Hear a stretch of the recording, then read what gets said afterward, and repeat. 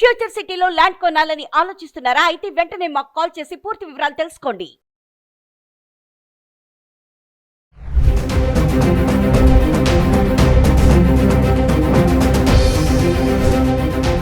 నమస్తే, welcome back to Suman TV. మరి నిన్న రాత్రి హైదరాబాద్ నుంచి బెంగళూరు బయలుదేరినటువంటి వేమూరి కావేరి ట్రావెల్స్ కర్నూలు జిల్లా సమీపంలో మరి అక్కడ ఒక బైక్ని ఢీకొనడంతో పెద్ద ఫైర్ యాక్సిడెంట్ జరిగింది. ఇది అందరికీ తెలిసిన విషయమే. మరి ఒక్కసారిగా అందులో 41 మంది ప్రయాణికులు ప్రయాణిస్తుండగా 20 మంది ఇప్పటి వరకు అయితే ఆన్ ద స్పాట్ సజీవ దహనం అయ్యారని చెప్పేసి మనం చూస్తూనే ఉన్నాం. మరి అసలు ఎందుకు జరిగింది ఈ ప్రమాదం, దీని గల కారణాలు ఏంటి, సేఫ్టీ ప్రికాషన్స్ లేవా, మరి ఏసీ స్లీపర్ అంటున్నారు, ఆ డోర్ ఓపెన్ అవ్వలేదని చెప్తున్నారు, ఇవన్నీ కూడా మనం చూస్తూనే ఉన్నాం. మరి బైక్ వచ్చి బస్ని గుద్దిందా, బస్ వచ్చి బైక్ని గుద్దిందా, మరి ఎలా జరిగింది ఈ యాక్సిడెంట్, దీనిపైన మాట్లాడడానికి మనతో పాటు ఉన్నారు సీనియర్ ఐపీఎస్ ఆఫీసర్ రెడ్డన్న గారు. సార్తో మాట్లాడదాం.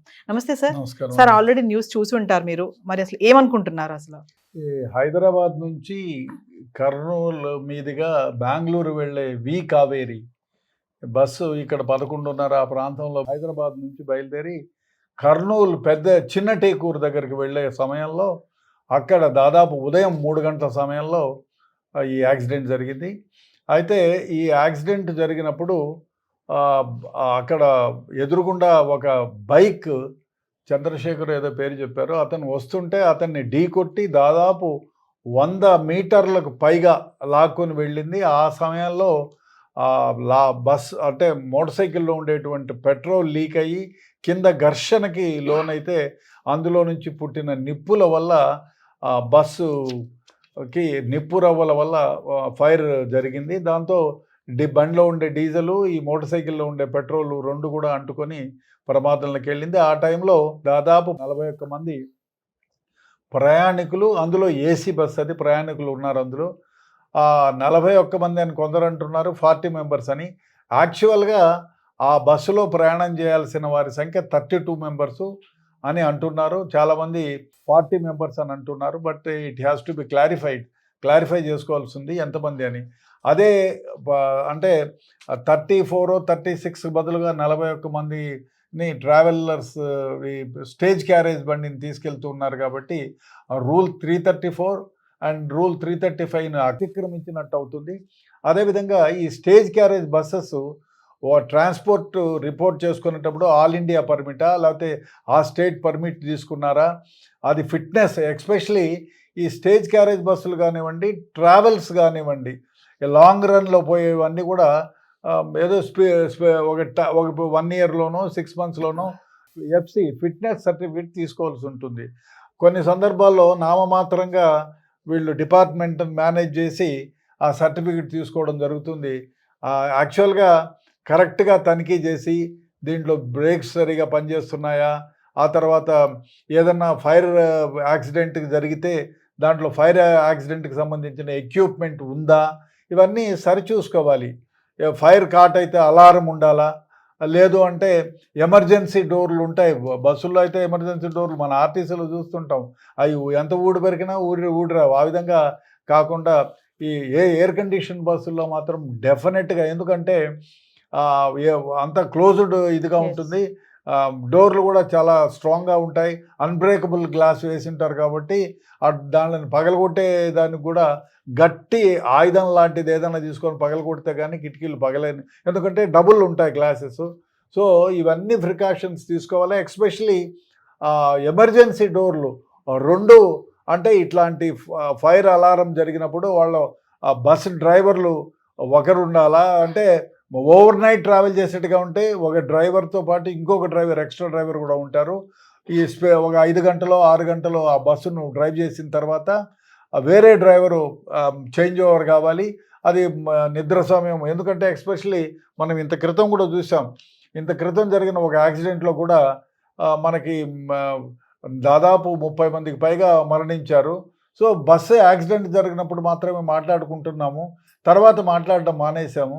అదేవిధంగా బస్సులు తనిఖీలు కరెక్ట్గా, ఫిట్నెస్ సర్టిఫికేట్లు, ఎస్పెషలీ ఈ డోర్లు, ఎమర్జెన్సీ డోర్లు కరెక్ట్గా పనిచేస్తున్నాయా, ఓపెన్ చేస్తే ఓపెన్ అవుతున్నాయా, అదే కాకుండా ఫిట్నెస్ డోర్లు చిన్న కిటికీలాగా పెట్టింటారు, ఆ విధంగా కాకుండా కొంచెం పెద్ద డోర్లు పెట్టినారా. అదేవిధంగా ఇట్లాంటి ఫైర్ యాక్సిడెంట్ ఏమైనా సంభవిస్తే ఎస్టింగ్విషర్స్ ఏమున్నాయి, ఎన్ని ఉన్నాయి, అది కరెక్ట్. కొన్ని ఫైర్ ఎస్టింగ్విషర్స్ పెట్టేస్తారు, అదేదో ఆర్టీఏ వాళ్ళు కనుక్కోవడానికి ఆ రోజు రెంట్కి తెచ్చి పెట్టుకుంటున్నారు కొందరు. దరిద్రమైన వ్యవహారం. బిల్డింగ్లకు కూడా అదే జరుగుతుంది. ఫైర్ యాక్సిడెంట్ జరిగినప్పుడు ఆ ఫైర్ నామ్స్ కోసం ఫిట్నెస్ సర్టిఫికేట్ కోసం ఎక్కడో అద్దెకు తెచ్చి పెట్టుకొని మళ్ళీ సాయంత్రం ఆ ఫిట్నెస్ సర్టిఫికేట్గానే వాళ్ళకి ఇచ్చేస్తున్నారు. ఆ విధంగా కాకుండా అకస్మాత్తుగా తనిఖీ చేసి ఈ ఫైర్ ఎస్టింగ్విషర్స్ ఉన్నాయా, ఒకవేళ అటువంటిదే ఏదైనా ఫైర్ జరిగితే దాన్ని ఆపరేట్ చేయాల్సింది ఏమైనా చెప్పి ఫ్లైట్లో ఉంటాయి.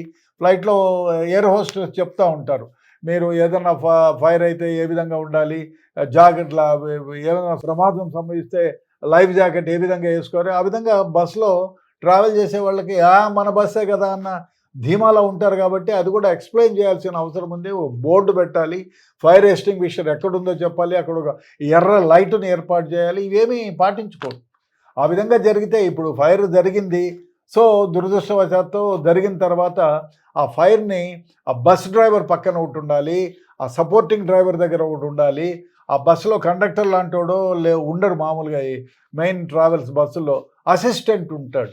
ఆ అసిస్టెంటు యాక్చువల్గా మధ్యలో ఎక్కడో 2 ఫైర్ ఎస్టింగ్విషర్స్ ఉండాలి. ఈ అందం కోసం ఒకవేళ అది పెట్టినా దాన్ని తీసేస్తారు, తలకు తగులుతుందనో బ్యాగులు పెట్టాలనో ఈ విధంగా తీసేస్తారు.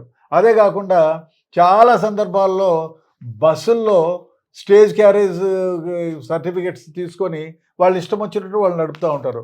అదే కాకుండా ఇంకోటి ఏమంటే ఈ బస్సుల్లో ఇన్ఫ్లేమబుల్ ఆర్టికల్స్ కూడా పెడతారు. ఎవరు తనిఖీ చేసేవాళ్ళు లేరు. కిందంతా పెద్ద ఒక లారీ. ఎందుకంటే బస్సులో ప్రయాణికుల నుంచి వసూలు చేసే డబ్బు కంటే ఈ ట్రాన్స్పోర్ట్లో అంటే అనాథరైజ్డ్గా వీళ్ళు క్యారీ చేసేది ఎక్కువ ఉంటుంది. దాంట్లోనే డబ్బులు ఎక్కువ వస్తాయి. అందుకనే చాలా పెద్ద స్పేస్ పెడతారు. పెట్టి దాంట్లో ఇష్టం వచ్చినవన్నీ పెడతా ఉంటారు. అదే దాంట్లో ఫైర్కి సంబంధించినవి ఏమైనా పెడుతున్నారా, ఏదైనా చిన్న నిప్పురవ్వ ఏదైనా ఎగిసి పెడితేనో లేకపోతే ఇంకోటి జరిగితేనో ఆ ప్రమాదంలో ఇంకా ఎక్కువ ఇన్ఫ్లేర్ అయ్యి మీకు మేము బస్సుకు అంతటికి ప్రమాదం జరుగుతున్నా అనేది ఎవరు తనిఖీ చేయడంలా. ఏమంటే బస్సులో నేనే ఉన్నాను, కర్నూలులో ఏం 500 ఎక్కువ ఇచ్చానుకో, వాడి తనిఖీ కూడా ఆ మూట అన్నా లోపలికి సర్దు అంటాడు. సో దానివల్ల ఏమవుతుంది, దాంట్లో ఏం పెట్టిండేది తెలీదు. రేపొద్దున ఇట్లా ఇన్సిడెంట్ జరిగితే ఫైర్ అంటుకొని అందరికీ ప్రమాదం అవుతుందనే విషయము ఎవరికి తెలియదు. కాబట్టి ఈ తనిఖీలు ఉండవు. ఇష్టం వచ్చినట్టు లగేజ్ చేస్తారు. ఒక్కోసారి బస్సుల పైన కొండెత్తు పెడతారు, అన్నీ పెట్టి తోలుకుపోతారు. దాంతోనే వాళ్ళకి ఎక్కువ ఆదాయం వస్తుంది. అది కాకుండా ఈ బస్సుల్లో ప్రయాణం చేసేటప్పుడు అయ్యా డ్రైవరు ఎక్స్పెషల్లీ 3 గంటలు జరిగిందంటే డ్రైవర్ నిద్రించన్నా ఉండాలా, లేదా నిద్రించే ఉంటాడు, మళ్ళీ వేరే మార్గమే లేదా అనే క్వశ్చనే లేదు. అదే కాకుండా అయ్యా బస్సు ఏ స్పీడ్లో పోవాలా, వాడు ప్రయాణం చేసేటప్పుడు ఏం చేస్తాడు, ఇక్కడ 10:30కు హైదరాబాద్లో బయలుదేరుతా ఉన్నాం, బెంగళూరులో 10:30కు బయలుదేరుతున్నాం ఉంటే ఇక్కడ స్టేజ్ క్యారేజీల్లో వాళ్ళని వీళ్ళని బస్సులోకి సపోజ్ రావాల్సిన వాళ్ళు రాలేదనుకో, అన్న ఆపో 20 నిమిషాలను ఫోన్ చేస్తాడు, 1 గంట ఆపుతాడు. అక్కడ ఆ గంట ఆపి అందరూ టీలు లాగి కూర్చొని. సో ఈ బస్సులో ఈ టైం అంటే వీడు లేట్ చేసిన టయాన్ని వాడు అడ్జస్ట్ చేయాలంటే ఏం చేయాలా, ఓవర్ స్పీడ్ పోవాలా. 80 కిలోమీటర్లో 100 కిలోమీటర్లో పోవాల్సిన బస్సు 160 కిలోమీటర్ల స్పీడ్లో పోతాడు. దాంతో రాత్రిపూట అదే కాకుండా సరిగా విజిబిలిటీ ఉండదు. ఇంకో కొన్ని బస్సుల్లో మామూలుగా క్లీనర్లను పెట్టుకుంటారు ముందర అద్దం తుడవడానికి. వాళ్ళు సరిగా తుడచకపోతేనో, లేకపోతే వీడుకో బస్సు డ్రైవరు అద్దాలు కరెక్ట్గా తనిఖీ చేయించుకోకపోతేనో దూరంగా ఉన్న వస్తువు వీడికి కనపడకుండా పోతుంది. అదేవిధంగా జరిగి ఉండొచ్చు. సో ఈ బస్సు ఒక మోటార్ సైకిలిస్ట్ని టింగటేకూరు వద్ద కొట్టి దాదాపు 100 నుంచి 120 మీటర్లు లాక్కుపోయినాడు అంటే డ్రైవర్ నిద్రపోయినా ఉండాలి, అలర్ట్గా ఉంటే. ఒకవేళ తరిగితే ఇక్కడ నుంచి వేస్తే ఒక 10 మీటర్లో 20 మీటర్లోనో బస్సు ఆగి ఉంటే ఈ నిప్పురవ్వలు ఎగిసిపడేవి కాదు, ఈ ఫైర్ కాటయ్యేది కాదు. ఇమీడియట్గా బస్ స్టాప్ చేసి ఉంటే, సెకండ్ డ్రైవర్లు అలర్ట్గా ఉంటే, గబుక్కన డోరు ఆ విధంగా ఎమర్జెన్సీ డోర్లు తెరిచి ఉంటే ఈ ప్రమాదం బస్సు కాలిపోతే కాలిపోయింది, ఇన్సూరెన్స్ ఉంటుంది, ఏదో క్లెయిమ్ చేసుకుంటారు. కానీ ఇన్ని ప్రాణాలు ప్రయాణికులు ఇంతమంది ప్రయాణికులు మరణించేవారు కాదు. సో ఈ ప్రికాషన్స్ ఏమీ తీసుకోరు. దీనికి కారణం ఏమంటే కొందరు, అందరూ కాదు, 10%, 2%, 3% పొలిటికల్ లీడర్కి సంబంధించిన బస్సులు ఉంటాయి, కొందరు ఆఫీసర్లకు సంబంధించిన బస్సులు ఉంటాయి. సో వీళ్ళు మేనేజబుల్, వాళ్ళను తనిఖీలే చెయ్యరు ఒకటి.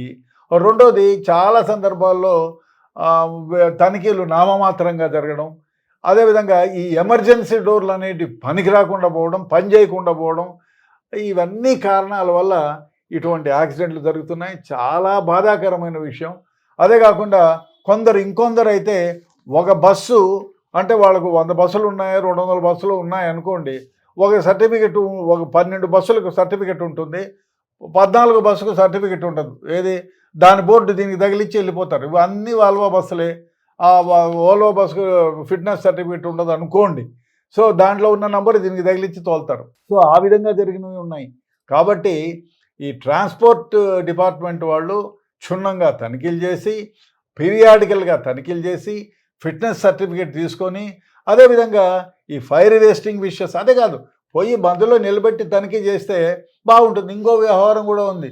ఒకవేళ పీరియాడికల్గా తనిఖీలు చేస్తే వాళ్ళంతా ట్రాన్స్పోర్ట్ వాళ్ళు గొడవ చేస్తారు, మా బస్సులన్నీ తనిఖీ చేశారు అని చెప్పి అదో వ్యవహారం ఉంది. బస్సులన్నీ నిలబెట్టేస్తామంటారు, ట్రాన్స్పోర్ట్ వాళ్ళు మమ్మల్ని ఇబ్బంది పెడుతున్నారంటారు. సో ఆ గొడవ ఉంది. ఏది ఏమైనా చాలా చాలా చాలా దురదృష్టకరమైన వ్యవహారం.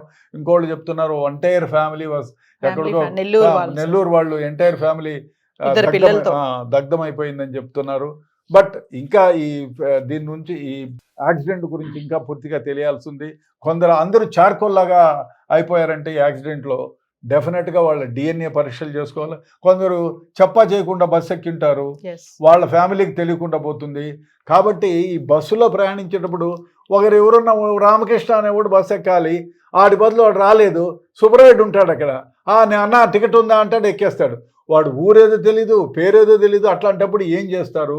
హైదరాబాద్ నుంచి పోయే బస్సులా, బెంగళూరు నుంచి పోయే బస్సులా, ఏ బస్సుల్లోనైనా అయ్యా మీరు ఇట్లా స్టేజ్ క్యారేజ్ బస్సుల్లో అయితే మీరు ఎవరైనా ఒకవేళ మధ్యలో దరిద్రమై ఎక్కించుకున్నారు అనుకోండి, వాడినైనా నీ ఆధార్ కార్డు ఏది అని ఒక నమోదన్నా చేసుకోవాలి కదా.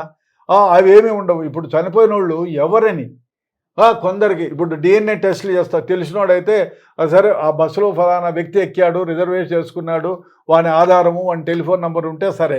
ఏమీ లేకుండా మధ్యదారిలో హోల్డ్ అని ఆపేసి ఎక్కేసిపోయిన వాళ్ళు ఉంటే ఏం కావాలా?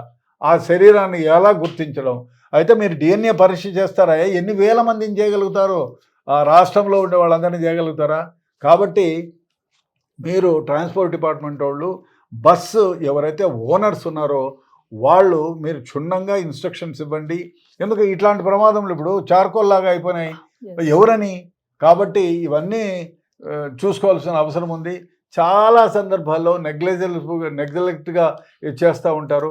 ఎస్పెషలీ మీరు ఎక్కడైనా బస్సు ఇటువంటి ప్రమాదం జరిగితే ఎమర్జెన్సీ డోర్లు ఇమీడియట్గా ఓపెన్ అవ్వాలి, అది లేదు.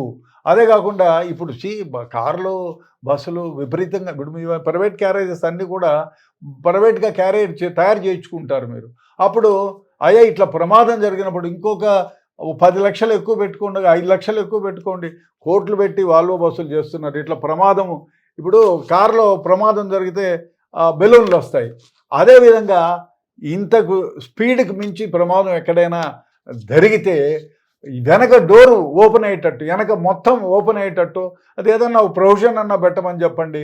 లేదు ఎమర్జెన్సీ ఇంత కుదిపితే సైడ్ డోర్లు, ఎమర్జెన్సీ డోర్లు బయటకు వచ్చేటట్టు, లేకపోతే ఒక ట్రైనింగ్ ఇచ్చిన పిల్లోడిని వాడు పెట్టి ఇట్లా గొడవ జరిగితే ఇమ్మీడియట్గా వాడు సీట్ దగ్గర ఉండి ఓపెన్ చేసేటట్టు ఏర్పాటు చేయాలా? ఇవేమీ జరగటం లేదు.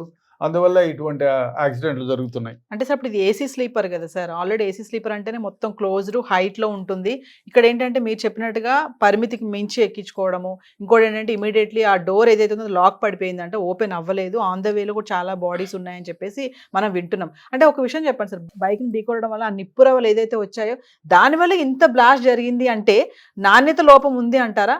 డెఫినెట్గా. ఇప్పుడు కింద వైపు బస్సు కొట్టిన తర్వాత 120 మీటర్ల దాకా లాక్కెళ్తే అది మెటల్ కదా, మెటల్ రోడ్డుకు లాగినందువల్ల డెఫినెట్గా మేము ఎందుకు అంత కర్ర తీసుకొని రోడ్డుకు గీకితేనే ఫైర్ నిప్పురవ్వలు జలరైతే, అట్లాంటిది బస్సు లాక్కెళ్తే డెఫినెట్గా దాంట్లో నుంచి నిప్పురవ్వలు వస్తాయి. అంతేకాకుండా పెట్రోల్ ట్యాంక్ ఉంటుంది Yes.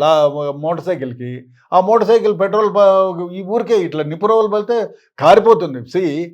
లారీ బస్సు ఎప్పుడైతే మోటార్ సైకిల్ని కొట్టిందో ఆ కొట్టినప్పుడు ట్యాంక్ బద్దలైపోయి ఉంటుంది, నీళ్లు పెట్రోల్ కారుతూ ఉంటుంది.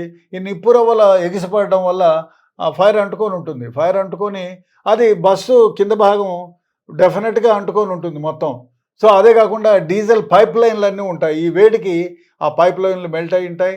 అదేవిధంగా ట్యాంకర్ కూడా దగ్గరే ఉంటుంది, అది కూడా బర్స్ట్ అయి ఉంటుంది. ఆ విధంగా జరిగి ఉంటుంది అనేది నా అభిప్రాయం. సో ఫైనల్ ఒక విషయం చెప్పండి సార్, అంటే ఈ ట్రావెల్ బస్సెస్ ఏవైతే ఉంటాయి అన్నీ కాదు, కొన్నిటి గురించి మాట్లాడుకుంటే చాలా సంఘటనలు మనం చూసాం ఇలాంటి యాక్సిడెంట్స్. అంటే వీళ్ళు సేఫ్టీ ప్రికాషన్స్ అనేవి ఎవరైతే మనకు ఇప్పుడు ఎక్కిన వాళ్ళు ఉంటారో, బస్ ఎక్కిన వాళ్ళు ఉంటారో, వాళ్ళు టికెట్ తీసుకోవడము ఇవ్వడం అంతవరకే కాకుండా వాళ్ళని వాళ్ళ గమ్యం చేరేంత వరకు కూడా వాళ్ళదే బాధ్యత కదా. అంటే సేఫ్టీ ప్రికాషన్స్ లేకుండానే నడుపుతున్నారు బస్సెస్ అని అంటున్నారా? కొంతవరకు ఎందుకంటే ముందు బస్సు పెట్టేటప్పుడు కొత్త బస్సుకు హంగులన్నీ ఉంటాయి. మన టేకూరు ఒకసారి మనం 2013లో జరిగింది పాలెం బస్సు ఇన్సిడెంట్. అప్పుడు కూడా 30 మందికి పైగా మరణించారు. అప్పుడు కూడా మనం మాట్లాడుకున్నాం. కానీ ప్రయోజనం 1 సంవత్సరం వరకు బాగానే తనిఖీలు జరిగాయి, అయిపోయింది. తర్వాత షారా మామూలు అయింది. అది జరిగి కూడా దాదాపు 13 సంవత్సరాలు అయింది. సో ఆ తర్వాత పెద్ద బస్సు ప్రమాదం ఇది. సో ఏమైపోయిందంటే ఈ బస్సు ఓనర్స్ ఎవరైతే ఉన్నారో వాళ్ళు దీనిపైన తగిన చర్యలు తీసుకోవడం లేదు. ఫిట్నెసెస్ గురించి చర్యలు తీసుకోవడం లేదు, సేఫ్టీ గురించి చర్యలు తీసుకోవడం లేదు. ఇప్పుడు ఫైర్ ఎస్టింగ్విషర్ కనీసం ఒక 4 ఫైర్ ఎస్టింగ్విషర్స్ ఉండి ఆ బస్సులో ప్రయాణించే వాళ్ళకి, అయ్యా ఫైర్ ఎస్టింగ్విషర్ సీట్ నెంబర్ 14, ఇటువైపు సీట్ నెంబర్ 12, లాస్ట్ 35 మీ దగ్గర ఉన్నాయి కాబట్టి మీరు దాన్ని ఆపరేట్ ఈ విధంగా చేయాలని ఒక ముక్క చెప్పి ఉంటే వీళ్ళు కొందరినన్నా కొన్ని ప్రాణాలన్నా కాపాడేవాళ్ళు. లేదు డోర్ ఓపెనింగ్, ఇప్పుడు మనకు మామూలుగా ఫ్లైట్లో కూర్చున్న వాళ్ళకి ఎమర్జెన్సీ డోర్ దగ్గరకు వచ్చి ఈ డోర్ ఇలా లాగాలి, యాక్షన్ చేసి చూపిస్తారు. కొందరు రెగ్యులర్గా ప్రయాణం చేసేవాళ్ళు ఏమిలే అనుకున్నా వినాలా అని కొత్తగా వాళ్ళంతా వింటూ ఉంటారు. ఆ విధంగా జరగలేదు. అదేవిధంగా ఈ ఫైర్ ఎస్టింగ్విషర్స్ ఉన్నాయో లేదో కూడా తెలియదు. చెప్పాను కదా, చాలా సందర్భాల్లో ఆ రోజు తనకి ఫిట్నెసెస్ కోసం వెళుతుందంటే ఆ కొత్తగా అద్దెకిస్తారు ఫైర్ ఎస్టింగ్విషర్స్. అవి తగిలిస్తారు, సాయంత్రం అయితే లాగేస్తారు, ఏదో 200-300 ఇస్తారు. ఆ విధంగా జరిగిందా? Fire extinguishers పనిచేస్తున్నాయా? ఎమర్జెన్సీ డోర్లు పనిచేయకపోవడం వల్లను ఇవన్నీ చాలామంది ఎమర్జెన్సీ డోర్లు పనిచేయటం లేదంటున్నారు. అసలు ఎమర్జెన్సీ డోర్ల దగ్గర ఒక రెడ్ కలర్తో స్థానిక లాంగ్వేజ్లోనూ ఇంగ్లీష్లోనూ రాయాలి. ఆ విధంగా జరిగి ఉండదు. సో అదేవిధంగా వీళ్ళు బస్సు క్యారీ అయిన తర్వాత ఉదయాన్నే బెంగళూరులోనో మెడ్రాస్లోనో ఎక్కడో చేరిన తర్వాత బస్సులన్నీ క్లీన్ చేసినప్పుడు ఎమర్జెన్సీ డోర్లు తీయాలి. అది ఒకవేళ ఊడు రాకపోతే తీసి దానికి ఒక గ్రీస్ పెట్టి 10 సార్లు కొట్టి చేస్తే ఇక ఇప్పుడు ఊడిపోయినా పర్వాలేదు, గట్టిగా లాగితే తొందరగా ఊడొస్తే పర్వాలేదు, కానీ రాకపోతేనే కదా ఈ ప్రమాదం అంతా. ఇవేమీ ఎక్సర్సైజులు చేసిండ్రు కాబట్టి ఈ ప్రమాదంలో మా మృతుల సంఖ్య విపరీతంగా పెరిగింది. Thank you sir.